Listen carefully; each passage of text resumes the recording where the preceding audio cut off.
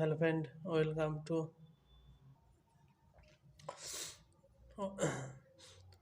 Welcome to Das Sudipta 0.2 YouTube চ্যানেলের পক্ষ থেকে সকলকে জানাই স্বাগতম। তো আজকে আমরা আলোচনা করব অব্যয় নিয়ে।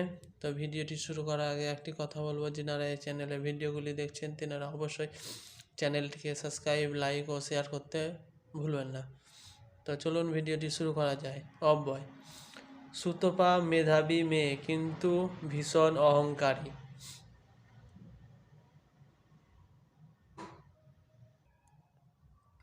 কামাল পড়তে বসলো এবং তপন খেলতে গেল। উপরের বাক্য দুটি লক্ষ্য করলে দেখবে মোটা শব্দগুলি একটু নতুন ধরনের। দুটি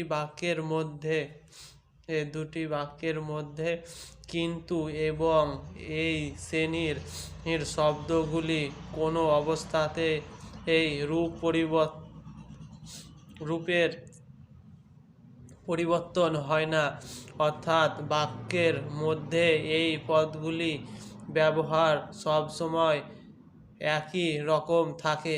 এদের কোনো ক্ষয় বা ব্যয় নেই বলেই এরা অব্যয় নামে চিহ্নিত। তাই বলা যায়, লিঙ্গ, বচন, পুরুষ এবং বিভক্তি ভেদ যে পদের কোনো রকম পরিবর্তন হয় না তাকেই অব্যয় বলা হয়। লিঙ্গ, বচন, পুরুষ ও বিভক্তি ভেদে যে পদের কোনো রকম পরিবর্তন হয় না তাদের অব্যয় বলে। যেমন কিংবা, এবং,